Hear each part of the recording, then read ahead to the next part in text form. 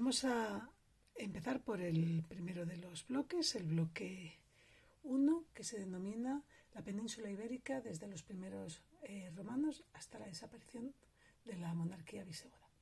El primero de los epígrafes es el 1.1 y este se llama Sociedad y economía en el Paleolítico y en el Neolítico.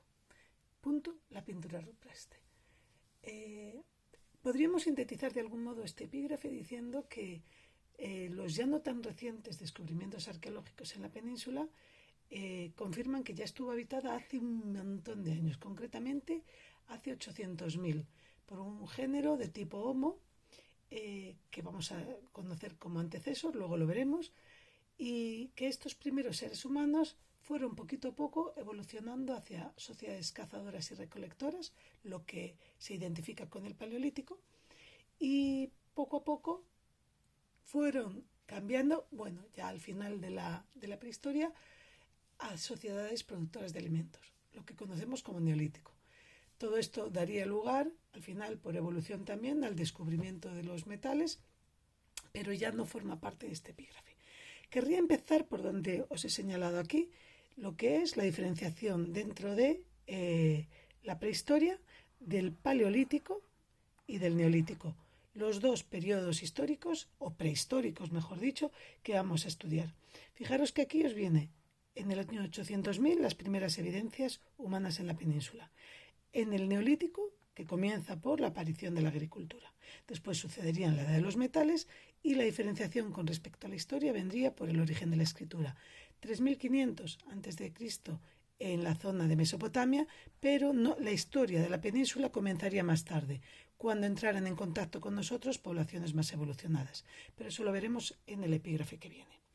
Vamos a hablar, por tanto, del Paleolítico, en primer lugar, un periodo comprendido entre el 800.000 y el 5.000 a.C. Aquí encontramos los restos más antiguos de la península, fijaros, en esta zona en concreto, en la zona de Atapuerca. Esto sería el yacimiento en Burgos. ¿Y aquí a quién encontramos? Pues encontramos a un tipo de Homo, como hemos mencionado antes, conocido como el Homo antecesor. Estos primeros pobladores eran depredadores. Bueno, vamos de todas formas a remontarnos un poquito en la evolución de este antecesor para ver dónde estaría situado.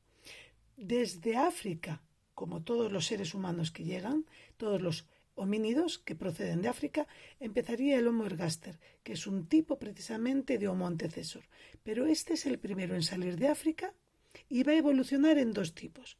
Uno, que nosotros consideramos, o al menos los científicos de Atapuerca, como el Homo antecesor, y que dará lugar, por una parte, al Homo heidelbergensis y al neandertalensis, y por otra parte evolucionará al sapiens. Como veis aquí, entre el Homo antecesor y el Homo neandertalensis hay otro tipo de homínido, el heidelbergensis, del que también tenemos hallazgos precisamente en Atapuerca. Volvemos a recordar Atapuerca en esta zona de Burgos. Y después tendríamos al Homo sapiens, que evoluciona linealmente sin que todavía hayamos encontrado ese eslabón que nos permitiera confirmar esta evolución. Antecesor, por tanto, es el primer homínido que habita la península en torno al 800.000 y es ese ser que se llama así precisamente por considerarlo el precedente de nuestros sapiens. Recordar que los sapiens somos nosotros. Fijaros de todas formas qué cara más humana, qué cercana a nosotros, y bueno, pues esta es una reconstrucción a partir de los cráneos hallados. Os preguntaréis qué es esta otra línea que aparece por aquí. Bueno, a lo mejor alguno no. Bueno, pues esta sería otra línea que desemboca directamente en otro tipo de erectus y que probablemente estaba en Asia. En torno al año 100.000 tenemos sobre la Tierra tres tipos de homínidos: el Homo neanderthalensis, el Homo sapiens y este tipo de erectus que, como digo, de carácter más pequeñito estaría en la zona de Asia. Muy bien, retomando entonces a nuestro antecesor y el modo de vida al que estaban acostumbrados o que desarrollaban, tendríamos que decir que eran fundamentalmente depredadores. Depredadores quiere decir que no producían alimentos y que su supervivencia estaba basada en la caza, la pesca y la recolección. ¿Os acordáis? Esto lo vimos en primero de la ESO, seguramente, y vivían en pequeños grupos de unos 15 o 20 individuos, pequeñas tribus, en las que entre los hombres y las mujeres se dividen las funciones. Los hombres fundamentalmente la caza y las mujeres el ocuparse de la prole y sobre todo de la recolección. ¿Qué tipo de herramientas utilizaban? Pues mirad las que veis aquí. Fundamentalmente, bueno, estos son muy antiguos, la verdad. Es un poco la evolución hasta llegar a lo más moderno, incluso el neolítico. Pero quiero que remarquéis un poquito en estas piezas como bifaces, otras piezas de piedra, utillaje, por tanto, en piedra, pero también aparecen en asta y en hueso. Aquí tendríamos ya mucho más recientes y además estas son de arte, que luego veremos el arte parietal. Este es el arte mueble porque lo movemos, el parietal es de pared en las cuevas. Esto es un bastón de mando, este sería otro, este es una paleta y esto es un objeto decorativo. Mirad, si os fijáis aquí veis dos caballitos, aquí veríamos las astas de un reno o de un ciervo, aquí veríamos un pez, no sé si se diferencia muy bien, pero vamos, todas las escamitas, y esto clarísimamente una cabra con su cuerno. Fijaros el dominio y el control que ya tenían para la época del final del Paleolítico, lo que llamamos Paleolítico Superior, cuando aparece el arte. Como hemos dicho, las condiciones climáticas, si no resultaban desfavorables, podían vivir tanto en cuevas como en refugios, pequeñas cabañas construidas. Pero lo más importante es que recordéis que eran nómadas y que todo en la sociedad se compartía. Esa organización social no existía, puesto que todos eran iguales. Bueno, hacia el año 5000 en la península van a aparecer las primeras comunidades neolíticas.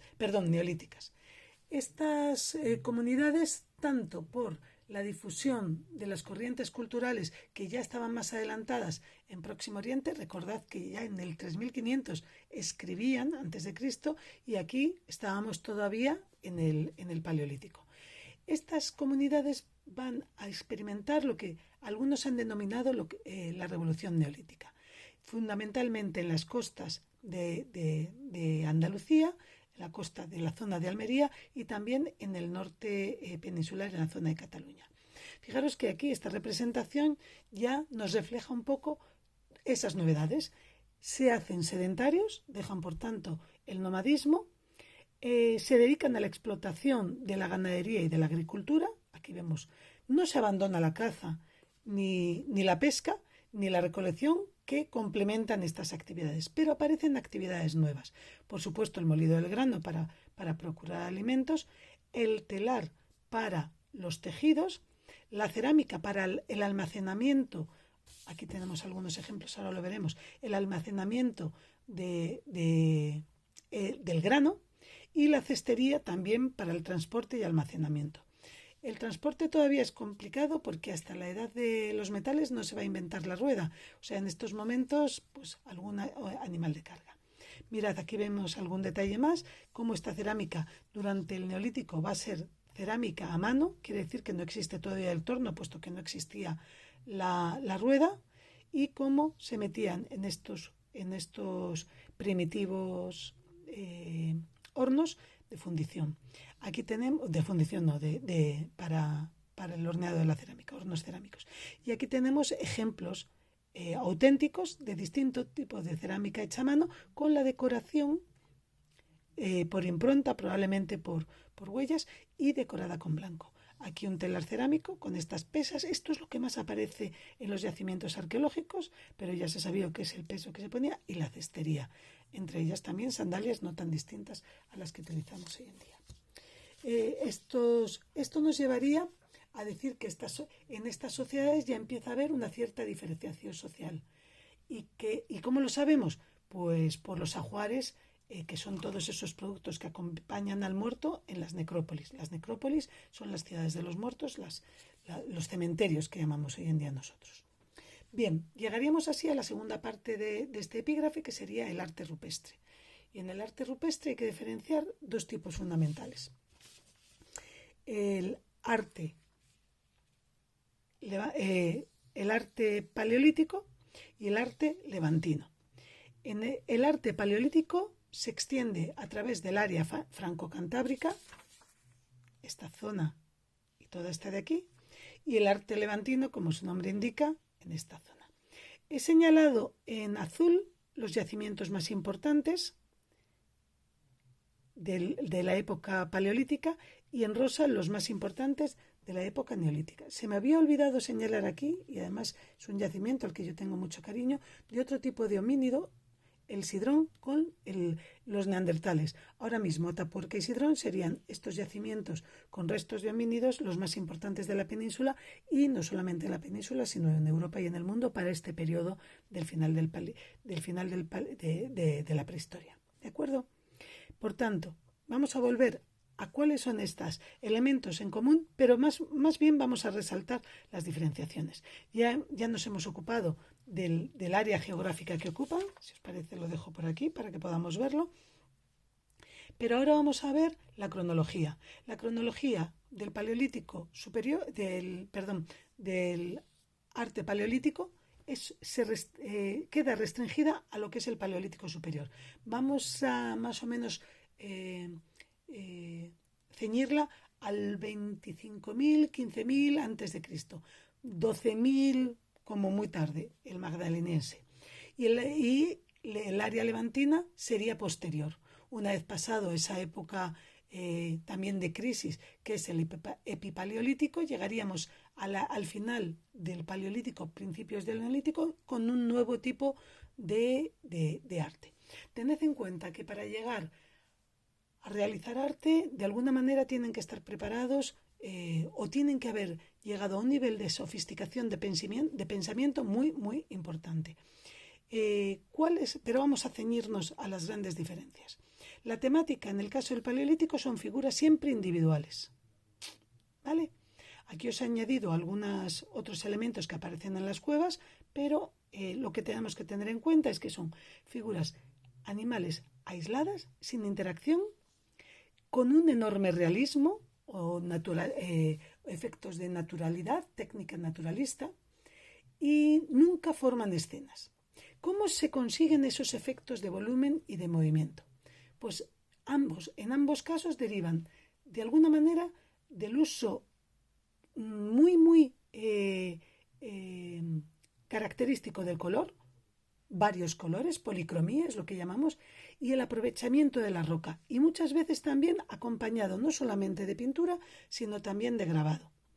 Por tanto, un enorme colorido, naturalismo, una cierta perspectiva, se produce sensación de volumen, efecto de cierta profundidad en la figura, pero al no formar escenas, pues quedan aisladas. ¿Cuál es la interpretación de estas escenas o de estas pinturas? Pues hay una cierta sentido mágico religioso propiciatorio. Por ejemplo, en escenas estos animales serían de alguna manera aquellos que pueden cazar. Nos vamos a ir ahora a la pintura del área levantina. Están nunca en el interior de las cuevas como estaban las del área franco-cantábrica, las pinturas paleolíticas, sino en los abrigos, en el exterior, al aire libre. Por eso también se han conservado peor, aunque sean más recientes. En este caso sí que tenemos escenas, fijaros, y unas escenas que podemos interpretar perfectamente. Sin embargo, hay una ausencia de naturalismo, es lo que llamamos arte esquemático. Prácticamente con unos trazos se representan las figuras. Y hay otra diferencia también sustancial, aparece la figura humana, normalmente de un único color, o uno u otro, se llamaría monocromía. Son figuras que representan, pues aquí una interacción también entre caza, grupos de hombres y mujeres, aquí la recolección de la miel y aquí una escena de caza. Y bueno, creo que esto sería de forma muy resumida lo que corresponde al primero de los epígrafes. Continuaremos con los siguientes. Muchas gracias.